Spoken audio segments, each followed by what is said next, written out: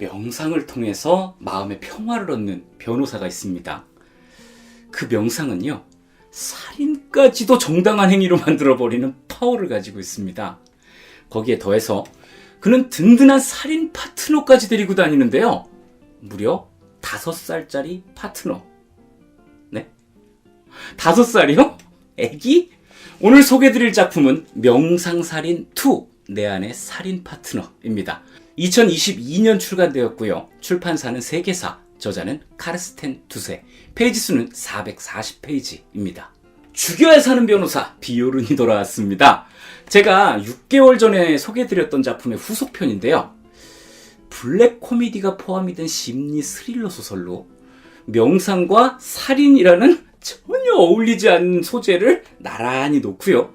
그 위에다가 일과 가정, 옳고 그름, 정당성, 합리화 등의 무거운 것들을 전혀 무겁지 않게 올려놓는 탁월함을 보여주는 작품입니다. 그리고는 우리에게 재미와 함께 생각 재료를 슉슉 던지고 있는데요. 특히 이번 작품은 전작에서의 탁월함을 그대로 유지한 상태에서 조금 더 깊은 인간 내면으로 파고 들어갑니다. 주인공의 이름은 비오른 디멜, 42세의 남성으로 대형 로펌에서 일을 하는 변호사입니다. 그가 담당하고 있는 의뢰인의 이름은 드라간, 범죄 조직의 보스예요. 간단히 말해서 변호사가 범죄자의 뒤치다꺼리를 하는 거죠. 덕분에 비오른의 스트레스는 심각 수준입니다.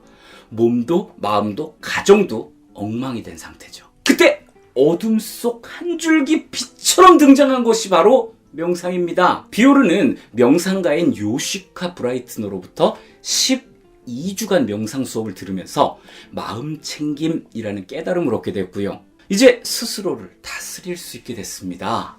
근데 이게 좀 선을 넘어요. 어느 정도냐 하면 그동안 스트레스의 큰 몫을 차지하고 있던 의뢰인 드라간을 살해하고 시신을 훼손하기까지 해놓고는 살인을 통한 마음의 평화를 경험한다. 요 정도 경지에 도달한 겁니다. 이 순간을 살아라. 미래에 대한 어떠한 의문도 갖지 말라. 이런 좋은 메시지들이 사람을 죽여놓고도 만족을 느낄 명분이 되고 있다는 겁니다. 골 때리죠. 하지만 범죄 조직의 보스인 드라간을 살해한 일이 스스로의 만족을 얻은 것만으로 그냥 끝날 일은 아니죠.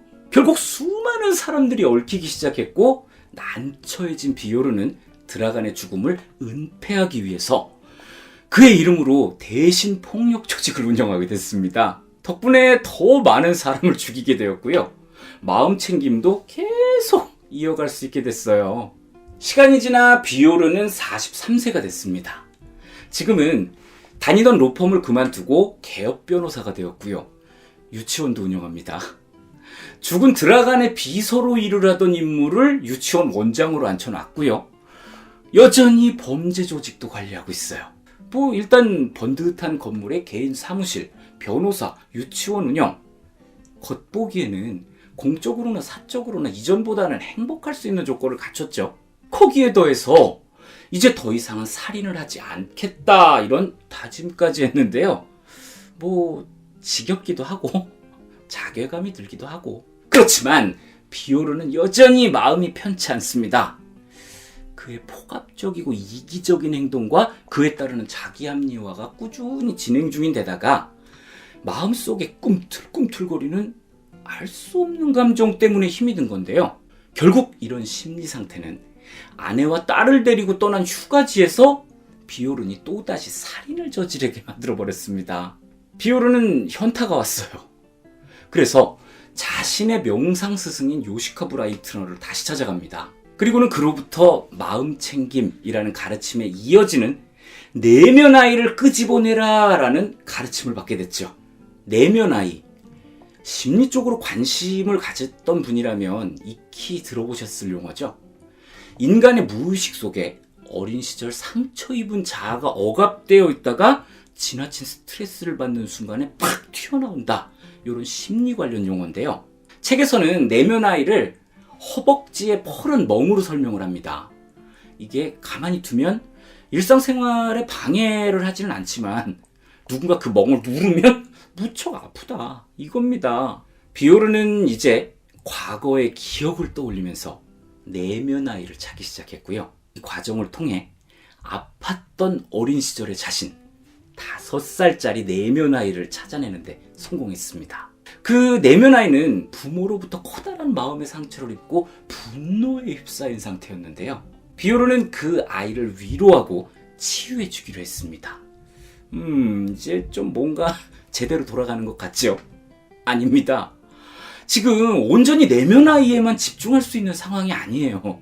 범죄 조직의 보스를 죽였고 상대조 직원들은 물론이고 경찰까지 의심을 품고 주변을 맴돌고 있거든요. 그렇다고 딱히 빠져나갈 방법도 없습니다. 그냥 다 죽여버리면 모르겠는데 더 이상 살인을 하지 않기로 했잖아요. 어쩌죠? 결국 이번에도 비오르는 명상을 통해서 스스로 생각하기에 적당히 좋은 방향을 택해버립니다. 바로 내면 아이의 욕구 해소. 자신이 내면 아이의 동화가 돼서 아이가 원하는 대로 행동을 해주면서 욕구를 해소시켜주겠다 이겁니다. 아니, 얘는 지금 분노로 가득한 아이인데 진짜. 과연 비오르는 이 상황을 어떻게 헤쳐나가게 될까요? 다시 한번 마음의 평화를 경험할 수 있을까요? 그리고 드라간을 죽였다는 비밀을 지켜낼 수 있을까요? 결말은 책을 통해서 확인해보세요. 이 작품은 얼핏 보면은 궤변만 모아놓은 책으로 보입니다. 근데 막상 뭉쳐놓고 보면요, 마음챙김, 내면아이라는 심리이론을 정말 깊이 있게 탐구하고 있는 매우 독창적이고 지능적인 작품이라는 것을 알게 됩니다. 실제로 존재하는 이론들을 B급 감성에다가 막 버무려가지고 바닥에 툭 던져놓고는 독자 스스로 생각을 하도록 만드는 치밀한 구성을 가졌다는 건데요. 이 내면아이를 다루려는 설정만 해도 그렇습니다. 비오른의 어린 딸 에밀리, 그리고 유치원이라는 장소가 전작에서부터 등장하고 있었거든요. 진짜 큰 그림이죠. 그리고 이 표지, 요거는 작가가 직접 한 건지 어쩐 건지 모르겠는데요. 같은 그림을 1권은 앞에서 본 그림, 2권은 뒤에서 본 그림. 대단하다 진짜. 아울러서 이 작품은 처음부터 끝까지 세련되고 교양 있는 문체를 유지하고 있다는 특징도 가지고 있습니다. 이거는 말장난 같은 이야기의 무게, 가볍겠죠. 그리고 인간 심리라는 메시지 무게, 무거운 거요. 이 두 가지를 완전히 분리시켜버리게 되는데요. 이 두 가지가 분리된다는 것은 이야기 속 모든 상황들이 말장난 같아 보이지만 전하려는 메시지의 무게감만은 내려놓지 않겠다. 요걸로 해석이 됩니다. 특히 매 챕터마다 등장을 하는 명상가 요시카 브라이트너가 쓴 책 속의 책에 담긴 문장들이 압권입니다. 그냥 명상에 관한 자기계발서를 발췌했다고 보면 됩니다. 덕분에 배울 점도 참 많아요. 저 같은 경우에는 내면 아이라는 용어를 알고는 있었지만 자세한 건 모르고 있었거든요. 아마도 제가 진작에 관심이 있었다면 진지하고 어렵게 공부를 했을 용어입니다. 그런데 이 작품 덕분에 굉장히 쉽게 개념을 정리했어요. 아까 멍 얘기해드렸죠. 그런 식입니다. 거기에 더해서 주인공이 어린 시절 부모로부터 상처를 받았다라는 설정을 통해서 내가 무심코 하는 행동이 내 아이에게는 상처로 남을 수도 있겠다라는 자기 반성도 할 수 있었습니다. 그래서 저는 이 작품을 블랙 코미디나 추리 스릴러물 이렇게 말하기보다는 유쾌하게 써놓은 명상책이라고 부르고 싶습니다. 특별히 이 2권에다가는요, 육아서라는 단어도 얹어줄 거예요. 그냥 재미를 위한 접근도 좋고 배움을 위한 접근도 좋습니다. 네, 여기까지가 오늘의 작품 명상살인 2, 내 안의 살인 파트너 리뷰였습니다. 1권하고 2권 읽는 순서는 크게 중요하지는 않다고 생각합니다. 굳이 둘을 비교하자면 1권은 세계관을 만들기 위해서 이야기에 집중한 속도감 있는 전개, 2권은 이야기보다는 메시지에 집중한 진지한 전개 정도로 구분할 수가 있겠어요. 취향에 따라서 읽을 순서를 고르시면 됩니다. 저는 또 다른 작품으로 여러분을 만나러 오겠습니다. 즐겁게 감상하셨다면 구독, 좋아요, 알림 설정 꼭 부탁드리겠습니다. 감사합니다.